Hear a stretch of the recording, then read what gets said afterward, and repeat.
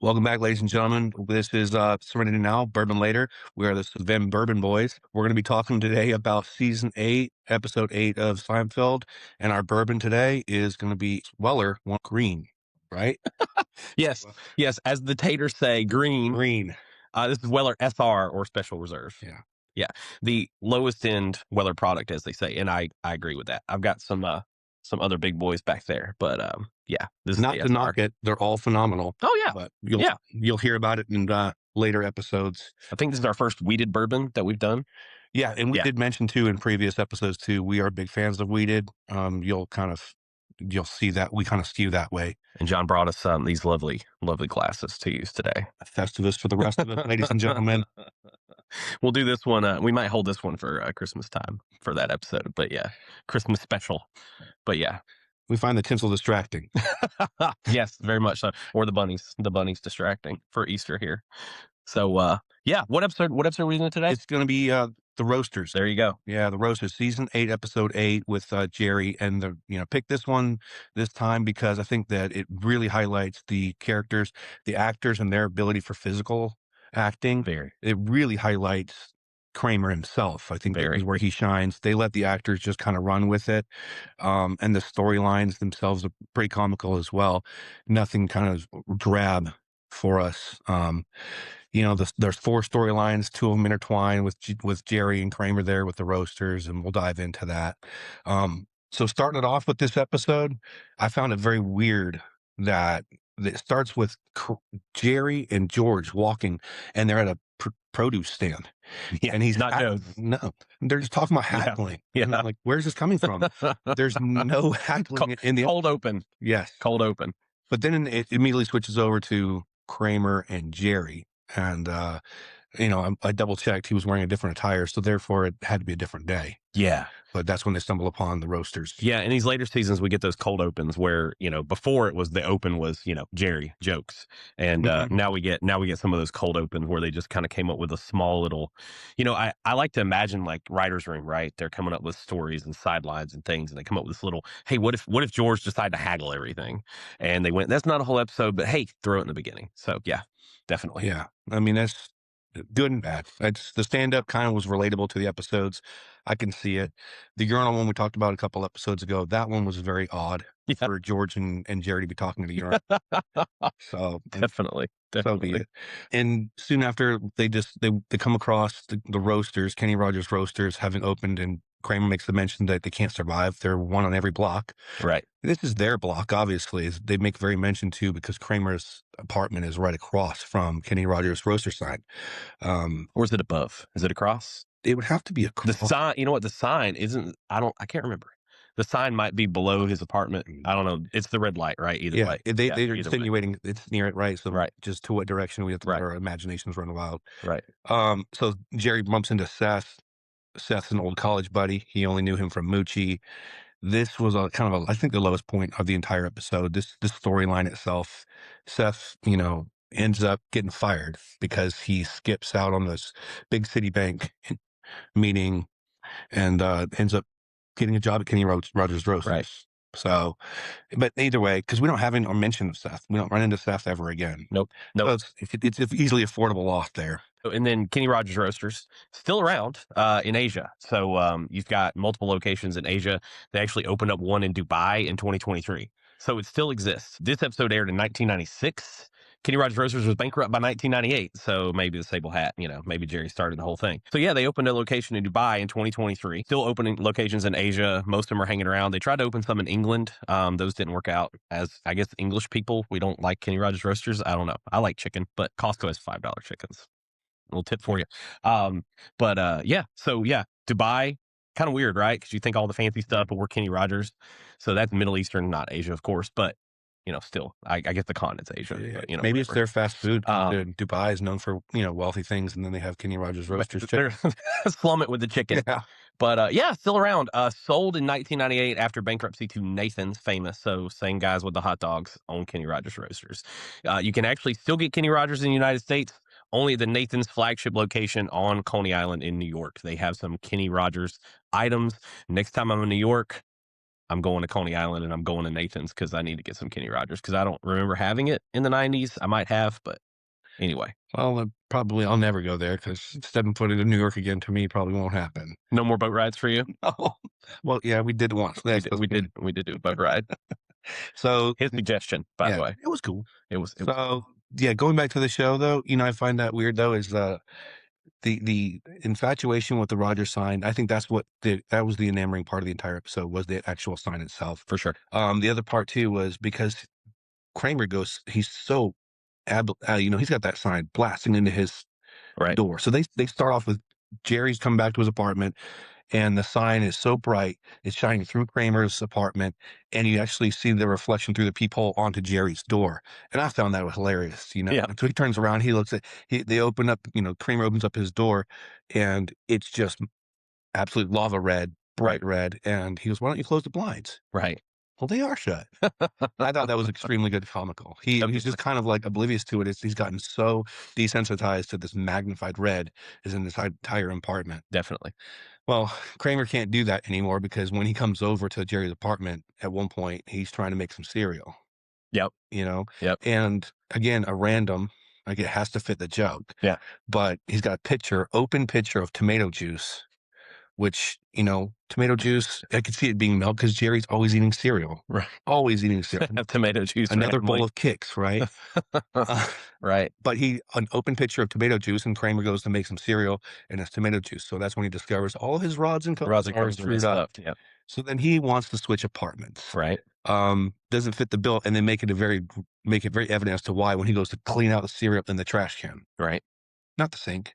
Nope. I don't know if disposal. I don't know, but I into the mean, trash can. it's Makes no cereal. matter. Yeah. Yeah. Yeah. So then when they have that, they seek out the desire to switch apartments. It then breeds into one I feel like is the best part of the episode when they switch apartments. Yeah. Oh, yeah. Oh, They, that one of the best parts of the whole series, honestly. yeah. Yeah. Um, I found it extremely comical, and it started to beg the question too, because then you start to see the character assessment changing. You see Kramer become more calm, more docile. Right. You see Jerry becoming a lot more hyper sensitive, hyperactive. Right. He comes through the door, he enters like Kramer, and Everything. he's been up at 3 a.m. talking Oh, to I'm stressed. Bob Sacramento. Right. I thought he was I thought he was Kramer's friend. well, we can call it 3 a.m. We have to talk to him. Yeah. So then he gets the idea to get another sable hat replacement that Elaine had purchased and George lost. Right. Well, how did he lose it? Yep. Because he wanted to do a cheap fallback, leave it at an apartment to get a second date. Right. Um, yeah, I found it extremely hilarious too, because when they switch apartments, then it starts to beg the question, but there are character changes. Kramer's becoming more calm, more docile, more reasonable. Right. Jerry is now Kramer. Right. So then when you think back to like this early episodes, and we'll dive into that too when we talk about season one, those early episodes are Kramer's not who Kramer is now. Right. Very just, Kramer. Um, well, then it made me start thinking, well, is there something with that apartment? You got marbles running around. Very much so. You, Kind of makes them crazy. you got the creaking Yeah. of the hull of the ship, and I think you had mentioned something about that, the hull of the ship, the creaking, or some reference to that. Yeah, I just all the things in Kramer's apartment that kind of make him crazy, like you're talking about. And one thing towards the end of the episode, I caught it, but it probably shows up earlier. Kramer always says he wants his apartment to be like a ski lodge, and so in this episode, and I know you see it other times, you see a Swiss train poster behind the bed when Jerry's hanging out over there, and so I think that goes to the hot tub and the wood paneling and the Swiss poster, the ski lodge. That's the only thing I could pull out for it. Mm-hmm. Why else would he have a Swiss train poster? He doesn't really travel except to go to L.A. or Mickey's camp. I don't remember where Mickey Mantle's camp was. I know it was somewhere down in Florida. Down in It was Florida. down in Florida, and he moved to Florida temporarily. Yep. But he's not a European guy, so I'm thinking that's his ski lodge vibe. Was his poster on the wall? Yeah. What are you thinking about the SR? I know we've had this before. This is the bottle I've had open for a while. Mhm. What are you thinking? So the SR, I mean, I don't know. There's a whole neck pour thing. There's no cork and all that stuff. I don't know if that changes it, but I still stand with my first assessment of I've had this, and it is very chill. It is very smooth. It is a good drink, and it's a shame that you have a hard time finding it everywhere.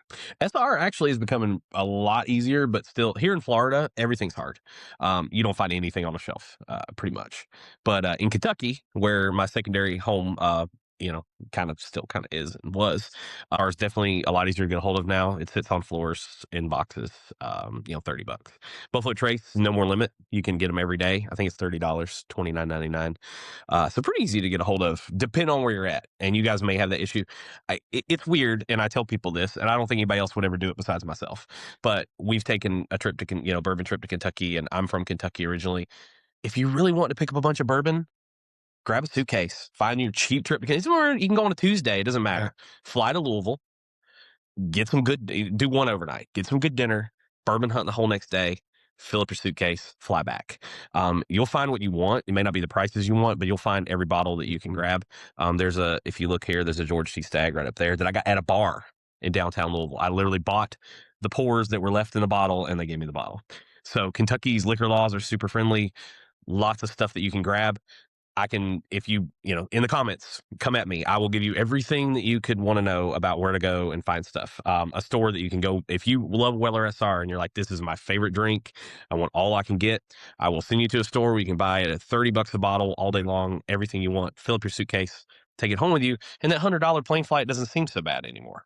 Yeah. So, but Especially yeah, when you're running into places like here in Florida, again, you see the same old stuff on the shelf all right, day, every day. right, And then when you see something special that, like it used to be allocated or what have you, or right, possibly still is, right. then they're jacking it up, like, especially the mom and pop little, liquor stores. They put it up on the shelf, three times the cost of MSRP. I even have trouble finding it down here at jacked up prices. Yep. It just doesn't sit. Yeah. People just pay whatever. Yeah. It doesn't sit. I think it's the retirees that just are like, "Hey, I don't care." And it's also the bourbon taters that see something, that see Weller and they go, gotta have it. But Yeah, to me, the $29.99 is a great price.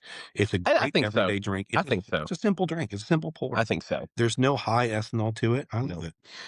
and I'm gonna go opposite. If you watch episode 5, which if you haven't, right now, YouTube. I don't know where you're watching, wherever you're at. If you're on YouTube, just click back after this one. Click back to episode 5. We're also on Amazon, Spotify, and Apple Podcasts. So any of those, just Just go listen. search Ready Now Yeah, Bourbon you're Lace. watching this over your coffee, episode 6. You're like, episode 5 sounds fun. Hit the car, head to work, pull up episode 5. All that good stuff. We're also on Instagram, so I post reels. If you're like 25 minutes, guys, it's too long. Like I can't even get through a whole Seinfeld episode because I got things to do. No problem. We got reels of some of the highlights. You can go on Instagram, watch those, send us a comment, whatever you'd like. But so yeah, episode 5, if you want to go back and catch that, this to me is opposite of the bourbon we did in episode 5, Nulu Amberana. To me, the front is great. So if you're not familiar with the Weller line from Buffalo Trace, Weller SR is considered the low, and it may not be for you. You may say, I love this the best. It's the lowest proof. And, the thing nowadays is proof is king, right? So you have the Antique 107, you have the 12-year, you have the single barrel, you have the CYPB, which is Craft Your Perfect Bourbon. I've personally never had the CYPB or the single barrel. And to me, the single barrel is just way too expensive for what it is. It's a single barrel of Weller. It's the most expensive, and I don't know why. Because it's an orange label and people want to buy it. Yeah, the people want to collect the Weller family. Yeah, which I have a couple back here. Yeah. But the opposite of the new Lambrana. On the front, I love this. It's almost Antique 107 level on the front of my palate. And by the time I get to the back of my palate, all I taste is wheat. There's not a whole lot of flavor finish. But I agree with John. Everyday drinker, it's great because it's not going to linger and stick with you forever. And you just want to have a glass of it and be done. I think it's perfect. And I think that's where people have to make their decision. Like, do you like it? And then for what price?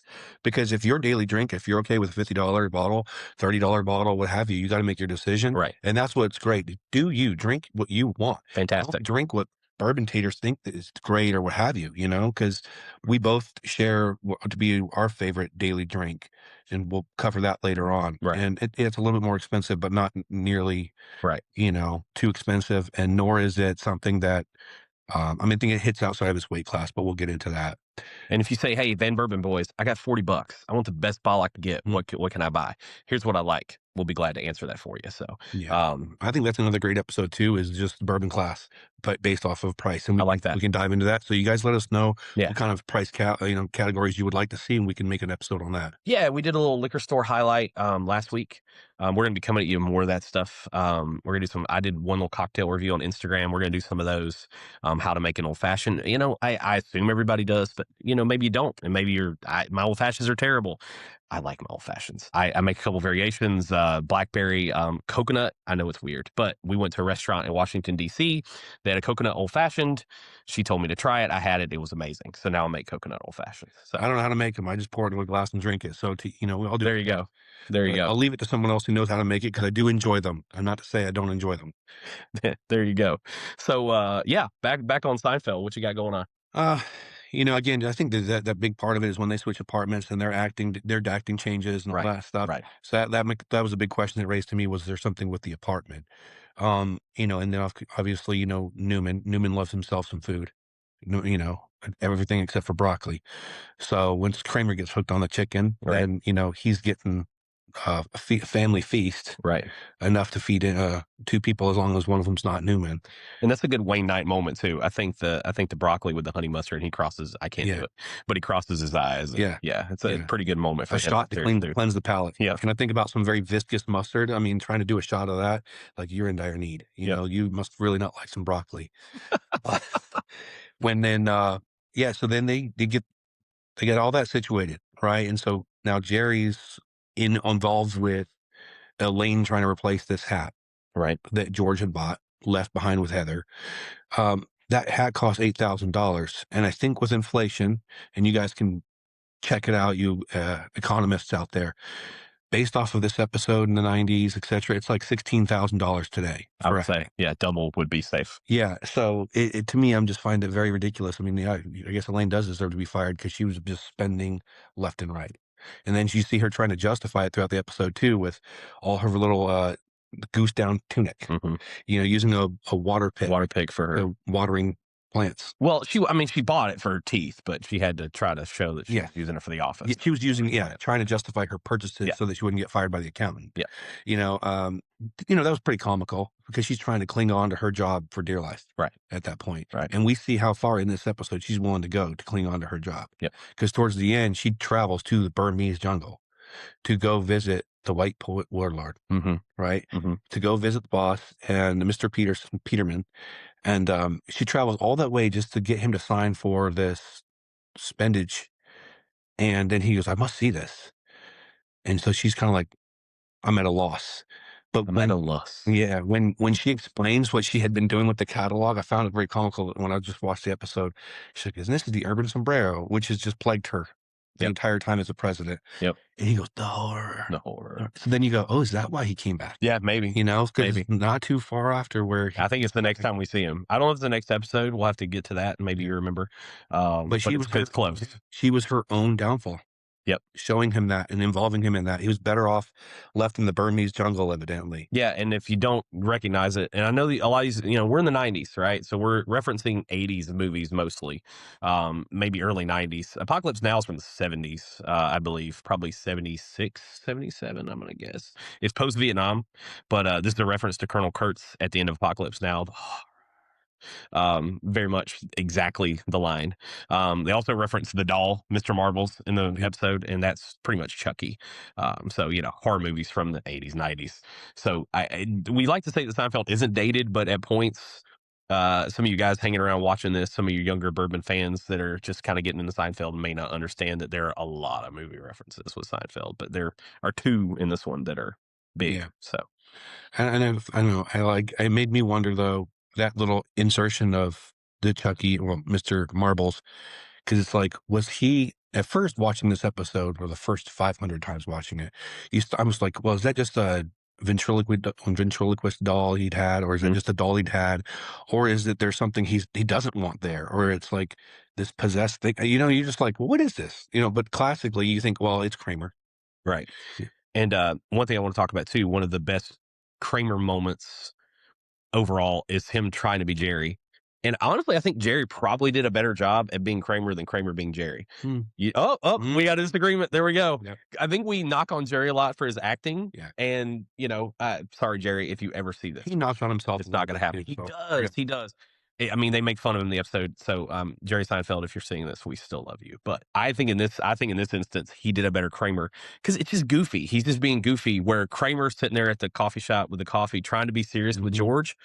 And I don't know if I necessarily buy it. Like, I don't buy it being Jerry as much Oh, I because agree. he's trying to be like a real tight, serious Jerry, and Jerry's not that way. Or there's the perhaps the you've gone straight out of your mind. Like there's just a little bit too much that logic. I can see that. Yeah. Yep, I can see that. But then Okay. That's a good debate. Tell us what you guys think. yeah, and then Kramer coming in, and I mean, or Kramer, Jerry coming in as Kramer. I guess he does such a good acting, you can confuse him. But Jerry coming in, Right. his entrance, his as if he'd had, 14 mocha lattes. Is that what he had in the lawsuit? A lot. Yeah, his acting I thought was really good too. I think again, it's just showing that method acting, that the physical acting that by Kramer. I think that's why I like this episode. It really highlights that. Right. So And then if you've ever watched Comedians in Cars Getting Coffee, which I've watched all those and really enjoy them. it's great. So yeah, if you watch Comedians in Cars Getting Coffee, Michael Richards, the episode with Jerry, they talk about this episode. Michael Richards remembers nothing pretty much about it, barely at all. Jerry talks about acting like him, and he's like, "Oh yeah, we like switch places," but it's really you think this sticks in our brain. Like I could talk about this episode any day of the week, and these guys were in the episode, and he's kind of like, "Oh yeah." To them, it's the day at work, right? You don't think about last Tuesday at work about what you did, but that's to them, it's just a day at work. Yeah, Yeah. that's a good point. Yeah. I can see that. I think because he had Julie Louise Dreyfus on the show as well. Oh, yeah. He, You know, well, the funny thing is when he has Jason Alexander, it's as George. I It's thought not that. as Yeah, himself, it's as yeah, George. But the other two, it's as themselves. yeah. So And Larry, I think, is the first one or really close to the that beginning. would make sense. They had a really, I mean, Yeah. they started this whole thing. So Yeah. It may not be the first episode of Comedians and Cars Getting Coffee, which if you want to watch this on Netflix, if you've been watching us talk and you're like, I don't know this episode, it's on Netflix, season 8, episode 8, as yep, John said. And then Comedians and Cars Getting Coffee, the whole series is on there too. So go watch that Jerry and Michael Richards episode. It's really yeah, great. it's good. It's like you get a little purview into Jerry's life. It's pretty Right. comical. I like it. Right. He doesn't take himself too serious. No, definitely not. So I think we're about to hit some ratings here, don't you think? Yeah, I just wanted to ask one question, Please. right, of the Okay. viewers here. So, All right, right, go think for it. about it towards the end of the episode, Okay. right? We have the replacement hat, the rat hat Yep. that Jerry, after talking to Bob Sacramento at 3 in the morning, Right. and so he gets the rat hat and he gets busted. Well, he's wearing this hat. He goes into Kenny Rogers. It's raining. He Yep. takes it off and he starts shaking it off. Is he shaking it off because it's raining? Well, this thing starts just dismantling and just rat hair going all over the place. Right. They cut over, the light shuts down. Kramer goes, Kenny, like he's lost of his Kenny Rogers that he'd now fall in love with that food. So did Jerry single-handedly close down Kenny Rogers that he'd been trying to save? Did he do it deliberately or was it just incidentally? And like, if it worked, that one incident closing down an entire restaurant? I mean, that's the definite dark Jerry theory that is pretty interesting. And I mean, the funny thing is, this episode was based off a real life lawsuit. There's a lawyer who lived above Kenny Rogers Roasters. The light wasn't getting his apartment. I don't think it was to the level of this, but he sued and he won over free speech rights because he had put down a sign that said bad food or whatever, and they sued him. And then he countersued and he won. I didn't see what he got, if it was money or whatever, but a couple years later, Kenny Rogers was gone anyway. Those Yeah, NDAs. so yeah, Seinfeld likes to take from real life things sometimes and use them. So this episode definitely has a bunch of that. Yeah. All right. Well, yeah, let's go ahead and throw down some reviews here. Start with the episode. Okay, you want me to do the episode first? Yeah, fire away. One of my favorites. Not, people do these, tiers online, right? They do A, B, C, D, E, and they'll do S for like the best. What is this though? Super? Maybe I don't know. I never. I just see food. Usually they'll rate everybody's chicken fingers, and it's A, B, C, D, E, and S. So I'm gonna go A tier, not S. Very close. Hmm. It's like I say, it's one of my favorites. It's one of those we talked about this before we filmed this episode that it's almost familiarity breeds us not being able to talk about as much because we already know everything, and I had to pick out such small little things. Because this episode, I can pretty much take you through the whole thing without thinking about it. But there are definitely a few I like more. Mhm. So I'm going to go very high. And Bubble Boy, we're coming for you right now. But 9-1. I'm going to go 9-1 on this episode. And like I said, we're finite on episodes of Seinfeld. There'll never be any again. So we definitely could hit that 10 mark. So 9-1 is really still exceptionally high. Yeah. Yeah, 9-1. 9-1. So I'm going to mention a plot hole real quick. Please. Then I'm going to give you my rating. Please. Okay. So I just recall the fact that is towards the end of the episode and in the background on the shelf, there's Fusilli Jerry. Mm. Fusilli Jerry, okay? Right. And so we'll get into the other episode, but Fusilli Jerry, Right. where he originates from and why he has no business being there. If you already know, mention it in the comments why in Jerry's apartment Fusilli Jerry should not be there. Now, back to the rating. So you're just gonna leave it at that. Yeah, I love it. cliffhangers. I love it. Enjoy, Why? kids. Yeah, that's fantastic. I'm gonna Fantastic. go with oh god, what did we do with Bubble Boy? I forgot, but Bubble Boys are highest rated. We're at episode 6, guys. So there's yeah. 5 more. We've got some side episodes, like John mentioned. We're coming up with some other things we're going to do. We're going to do a bourbon tasting kit coming up. We have a good buddy of ours that I'd like to do a little video talk about a bourbon trip we took. There's going to be a lot of other things. So, but this is 6 episodes of just the podcast. So if you're listening to the podcast on those channels that I mentioned, come over to YouTube or Instagram and watch the full episodes. Well, the full episodes are not on Instagram, just the reels, but YouTube full episodes. You can watch those and all kinds of other tasty goodies. But yeah, Bubble Boy was episode 1. It was 7-4, so Yeah. 9-1 here, and then John. I'm gonna go 8-8. Whoa, Yeah, well, nice, there's 2 or 3 off the top of my head I can go with love it, much, love it. more hilarious. This is definitely top 5 in my book. Yeah, I okay, and we'll dive into the other ones, obviously, we got time. yeah, So 8-8 for the episode. I yeah. love it, highlighting the physical acting and the characters. There you go. So, there's that. Now let's do Yeah, and I appreciate John giving me some easy math again today and not being too far off. So 895, 895, and that's going to hold for a little bit. I yeah, think that'll hold. yeah. Really good episode.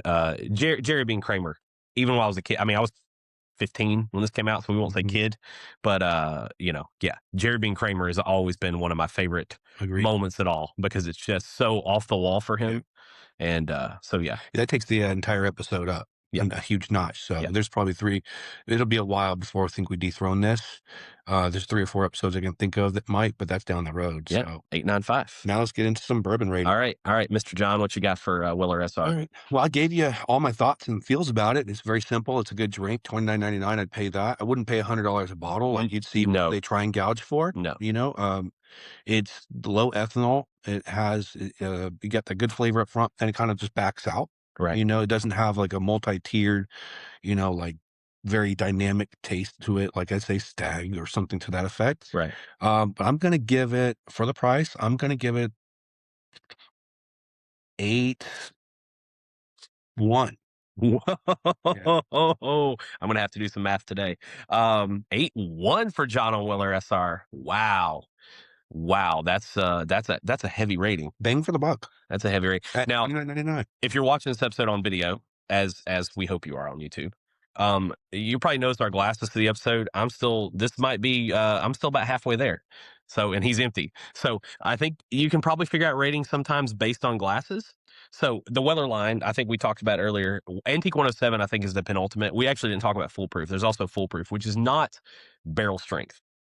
Foolproof means it's the same proof as it went into the barrel. So Antique 107 being 107, foolproof is 114 Mhm. because that's what you can go into the barrel is 57% or 114. So those are the line. I almost think foolproof is a little too harsh.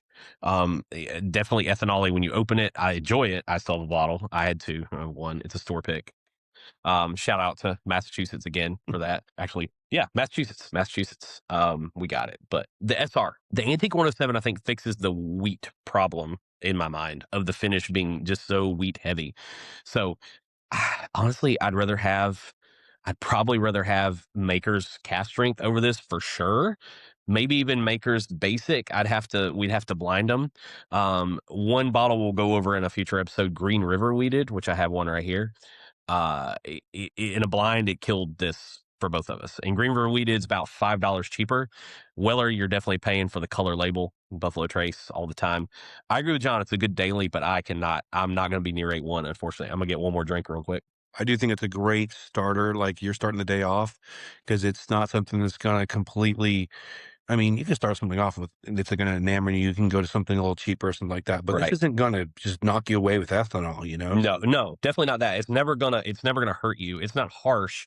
I just as my palate gets a little less sensitive from drinking a few drinks, I don't get much flavor anymore. Where Antique 107, and I had a store pick Antique 107 and I know we're talking about it a lot, and eventually we're gonna, have it in an episode.